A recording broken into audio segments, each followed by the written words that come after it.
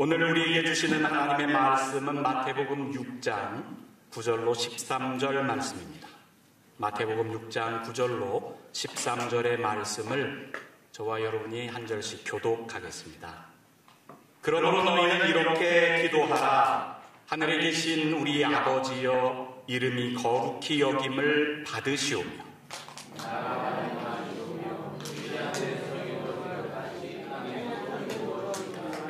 오늘 우리에게 일용할 양식을 주시옵고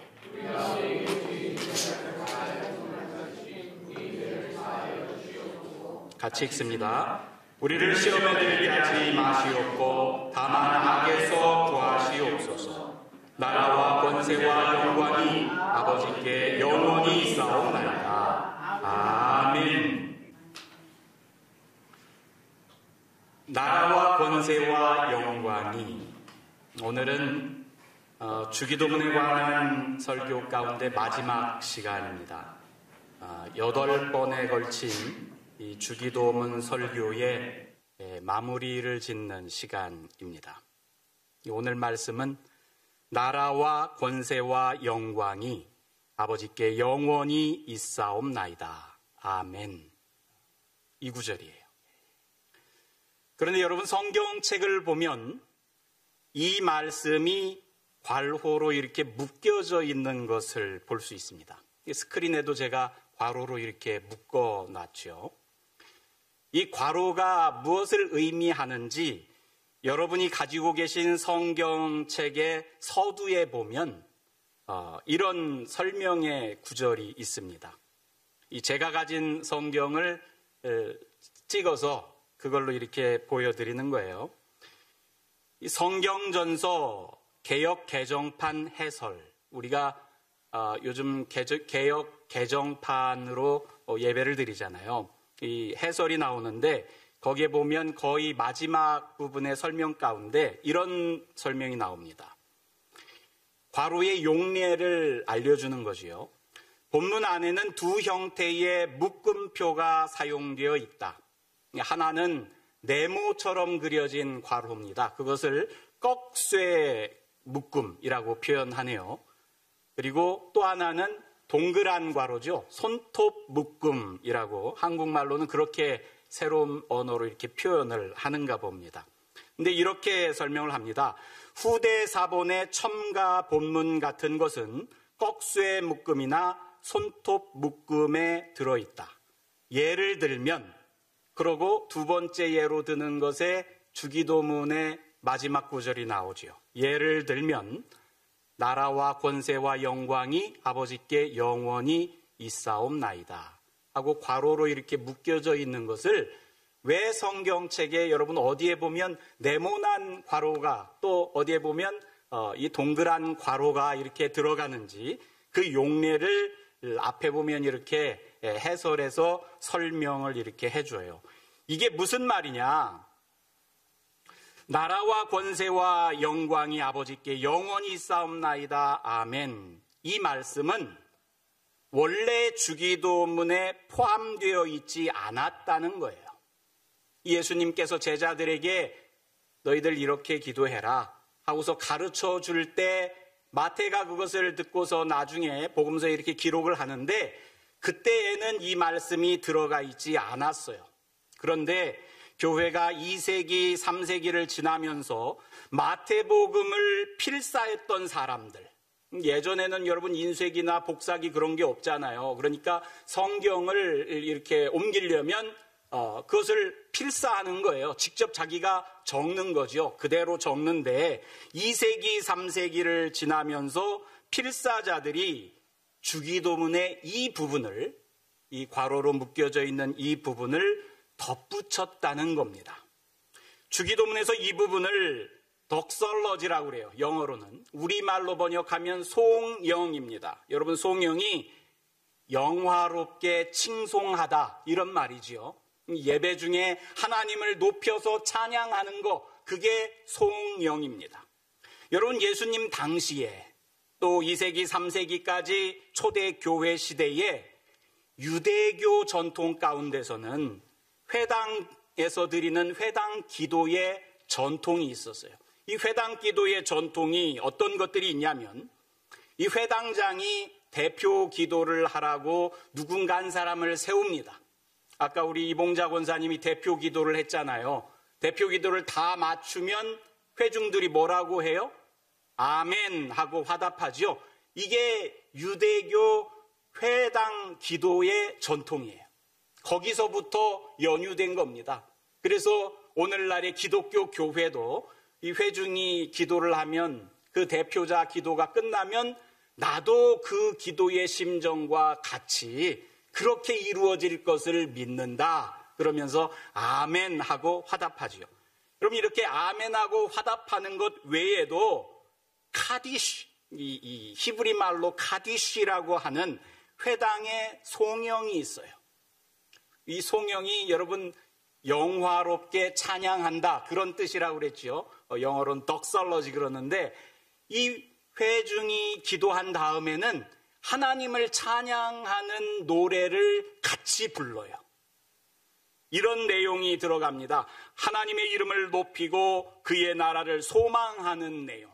그 내용으로 회중들이 그 대표 기도에 이어서 같이 그 회중 이 송영을 부르는 거예요.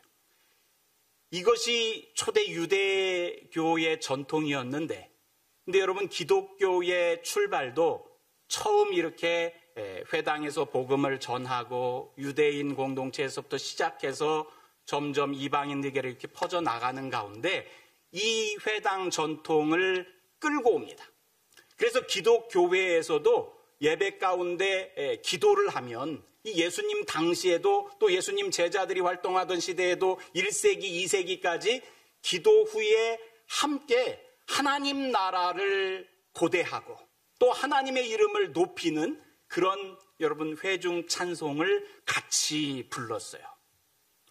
그럼 여러분 이것을 가지고 이 마태복음을 필사하면서 이 마태가 기록한 예수님이 알려준 이 주기도문이 끝나면 온 회중이 같이 나라와 권세와 영광이 아버지께 영원히 있사옵나이다 아멘 하고서는 이 기도에 이어서 이 찬송을 같이 하니까 이 시간이 지나면서 1세기, 2세기가 흘러가면서 마태복음을 필사했던 사람들이 주님이 가르쳐주신 기도에 덧붙여서 이 송영을 이렇게 같이 붙여놨다고 그래요. 그럼 여러분 중에서 이 부분은 예수님의 가르침이 아니구나. 교회가 나중에 덧붙인 거구나. 그러니까 이건 주기도문에서 덜 중요한 거야. 여러분 이렇게 이야기하겠습니까? 아니요, 절대 그렇지 않아요. 여러분 그렇지도 않고 또 그럴 수도 없습니다. 오히려 앞선 6가지의 기원의 내용, 또 하늘에 계신 우리 아버지하고 하나님을 이렇게 불렀던 그 구절들 다 포함해서 앞선 모든 기도의 내용을 요약하고 정리하면서 기도자의 다짐이 이 송영 가운데 담겨 있다라고 말할 수도 있어요. 왜? 우리 모두가 그 기도를 염원하면서 우리가 그렇게 고백해요. 여러분 그것을 우리가 더 이렇게 깊이 생각할 수 있는 부분이 여러분이 전부터 암송하고 있던 주기도문에는 대개라는 말이 붙어 있었어요. 요즘에는 이 대개라는 말이 빠져 있어요. 여러분 그런데도 우리가 같이 주기도문 하겠습니다. 그러면 여러분 은연중에 주기도문 하면서 이렇게 다만 악에서 구하옵소서 대개 나라와 권세와 영광이 아버지께 영원히 있사옵나이다. 그렇게 우리가 기도하잖아요. 왜? 내가 어렸을 때 그렇게 암송했어. 그리고 내가 그렇게 기억하고 있어. 이 대개라는 말이 이제 헬라어에서 호티라고 하는 접속사를 이렇게 번역한 거예요. 근데 오늘날 쓰이지 않죠. 사실 오늘날이라고 해서 요즘에만 안 쓰이는 게 아니라 이 한국어 최초의 이 공인된 신약 성경이 여러분 1906년입니다. 이 신약 전셔라고 불렀어요. 1906년에 발행된 영국과 관련되어 있습니다. 그때 한국어로 옮겨진 성경에는 이 대개라는 말이 들어가 있는데, 이후에 이게 조선성서공회 1938년에 신약 성경을 개역으로 이렇게 편찬해냅니다. 1938년. 그때부터 이 대개라는 말이 빠져요. 이 대개라는 말이 요즘에 빠진 게 아니라 1938년, 거의 여러분 90년, 100년 전부터 빠진 거예요. 근데 맨 처음에 발행된 1906년에 나왔던 그 성경에만 대개라는 말이 포함되어 있는데, 그때부터 성도들이 하도 열심히 주기도문을 외울 때 대개라는 말을 넣어서 이후에 성경 가운데는 쓰이지 않았어도 찬송가를 간행하면서 찬송가 간행위원회에서 여러분 옛날에 사용하던 이 주기도문을 옮겨놓은 거예요. 그러니까 여러분들 중에 대개라는 말로 포함된 주기도문을 외우고 있는 사람들은 성경에 있는 주기도문을 보고 외운 게 아니라 찬송가 표지에 있는 주기도문을 보고 외워서 그래요. 요즘 나오는 찬송가에도 대개라는 말이 빠져 있어요.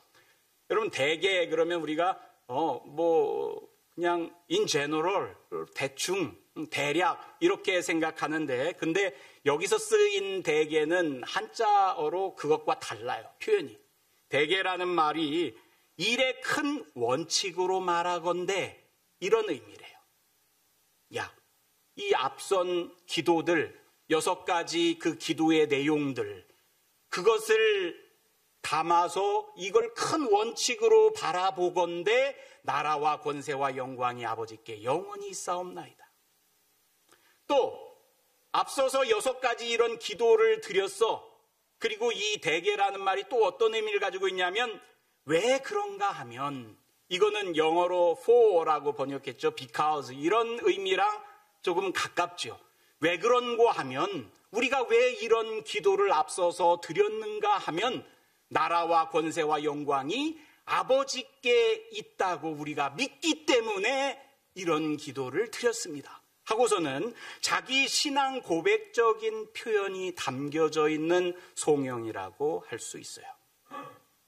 여러분, 하나님을 아버지라고 부르면서 뭐라고 기도했어요?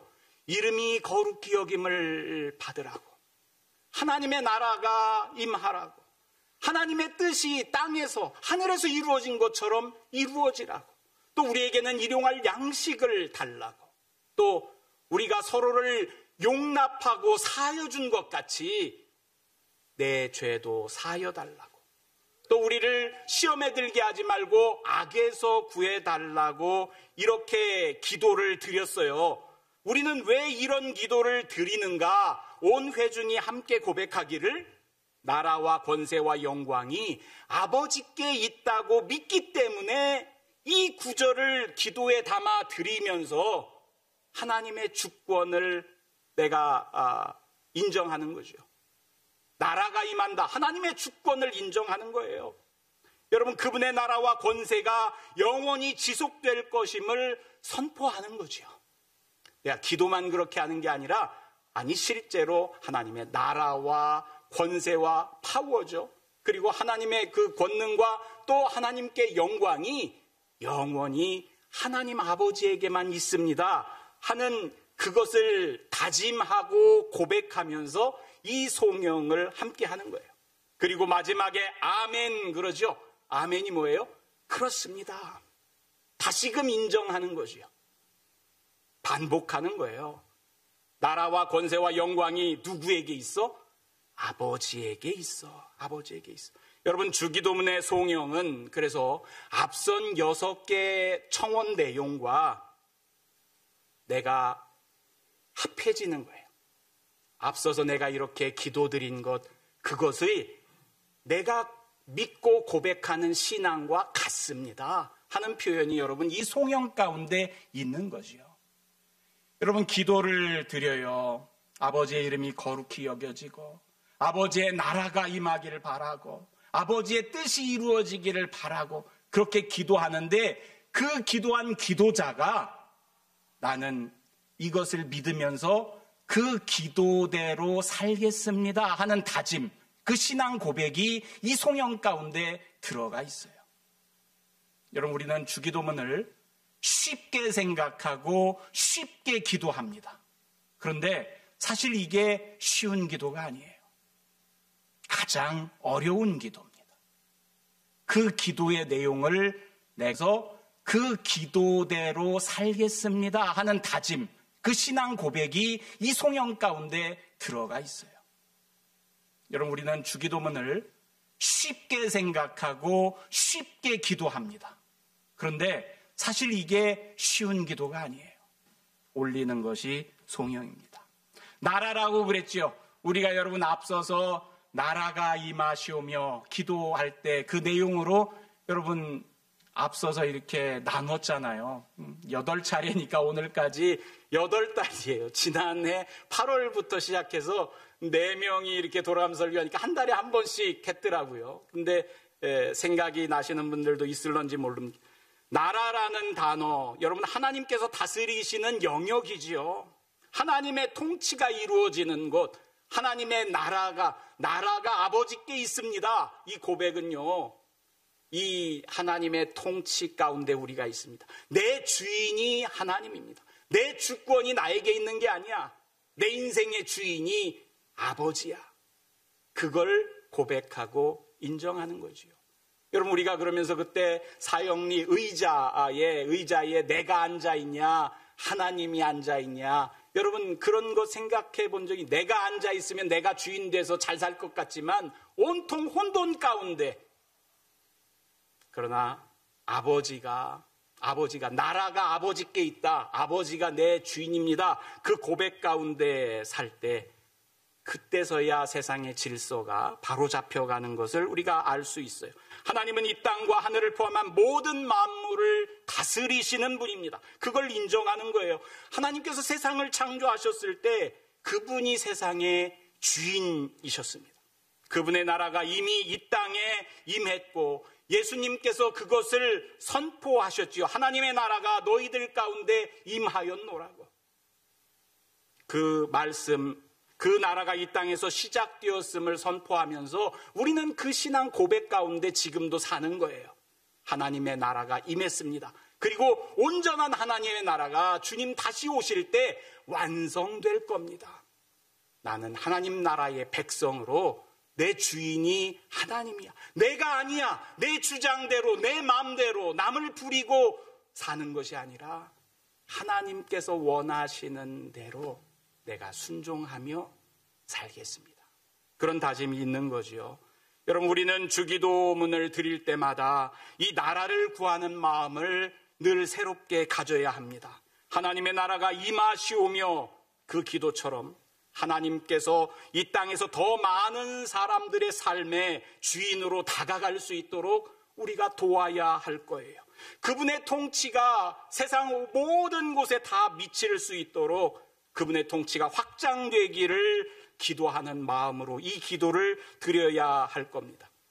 이 세상에서 우리는 이미 하나님 나라를 살고 있는 백성이요. 그렇지 못한 사람들을 위해서 그분의 뜻을 따라가면서 나라가 온전히 이루어지기를 고대하는 것. 이것이 나라가 아버지께 있습니다 하는 고백입니다. 여러분, 두 번째로 권세가 아버지께 영원히 있습니다. 그런 고백이 있죠. 권세라는 말이 헬라어로 디나미스인데 이게 권능, 능력, 영어로 하면 파워입니다. 파워. 여러분, 다이너마이트 그러죠. 다이너마이트가 이 헬라어 디나미스에서 온 말이 비슷하잖아요. 어원이 이 디나미스에 있어요. 다이너마이트가 얼마나 여러분 힘이 세요. 안반을 쪼개잖아요. 커다란 바위를 여러분 그 굴을 뚫고 할 때 곡괭이로 그것을 언제 굴을 뚫습니까? 안에 구멍을 내고 그 속에 다이너마이트를 넣어요. 그러면은 큰 산을 이루고 있는 그 바위 덩어리도 여러분 깨져서 날아갑니다. 이게 능력이죠. 이게 권세라고 우리 성경에서는 번역한 거예요. 권세는 하나님의 절대적인 능력과 권위요, 그분의 통치력을 말합니다. 하나님께서 여러분 힘이 있어요. 하나님께서 이 세상 모든 일을 주관하실 수 있는 전능하신 권세를 가지신 분이요. 우리 인간에게는 한계가 있지만 여러분, 하나님에게는 그 한계를 넘어서서 모든 일들을 이루어 가시는 능력이 있습니다. 그게 주님 가지신 권세예요. 우리의 기도와 삶 속에서 하나님의 권세가 드러날 수 있기를 기도하는 것. 그러면서 권세가 아버지께 있습니다. 이렇게 이야기를 해요. 여러분 기억나십니까? 제가 설교 중에 낙바부천, 이 사자성어 이야기한 적이 있어요. 낙바부천. 낙바부천이 뭐라고 그랬어요? 낙타가 바늘귀를 들어가는 것이 부자가 천국에 가는 것보다 쉽다. 그런 말씀을 예수님께서 하시니까 제자들이 뭐라고 그랬어요? 아니 주님, 그렇다면 누가 구원을 얻을 수 있습니까? 그렇게 어려운데. 예수님께서 뭐라고 하셨습니까? 사람으로는 할 수 없으나 하나님으로서는 다 하실 수 있느니라. 여러분, 우리가 주님을 의지하면서 신앙생활 해 나가는데 여러분, 내 힘으로 세상에서 잘난 사람들이 예수 믿기 제일 어려운 사람들이에요. 왜? 내가 할 수 있다고 생각해. 내가 잘나서 내가 이만하면은 내가 충분히 감당할 수 있다고 생각해. 여러분, 그런 사람들이 예수님을 영접하기가 제일 어려워요. 자기가 사람으로서는 할 수 없으나 이 벽에 부딪혀야죠. 야, 이게 인간의 능력으로는 할 수 없구나. 하나님으로서는 하실 수 있어. 지난번에 우리가 시험에 들지 말게 하시고 우리를 악에서 구하옵소서 그랬잖아요. 여러분, 우리가 다 연약한 존재인데 사단 마귀의 시험에 우리가 어떻게 이길 수가 있어요? 우리가 어떻게 악을 이기고 넘어설 수 있습니까? 다 연약해서 넘어지는데 우리는 못해요. 사람으로서는 할 수 없습니다. 그러나 하나님으로서는 다 하실 수 있어요. 그래서 그 하나님을 의지하는 거죠. 여러분, 이게 권세가 아버지께 있습니다. 그 아버지의 권세로, 주님의 권세로, 여러분 어린아이들 부르는 찬양 가운데 예수 권세, 내 권세 하는 말이 있잖아요. 주님의 권세로 나는 감당할 수 없지만 주님의 권세를 빌어와서 이 권세가 아버지께 있으니까 아버지의 아들, 딸들 된 우리가 하나님의 자녀로 그 권세에 힘입어서 악을 넘어서면서 감당하면서 나갈 수 있겠습니다. 여러분, 우리는 하나님이 주신 권세 아래 살아가는 거예요.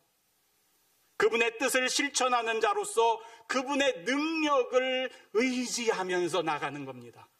내 능력으로 할 수가 없어요. 내 능력으로 다른 사람을 어떻게 용납합니까?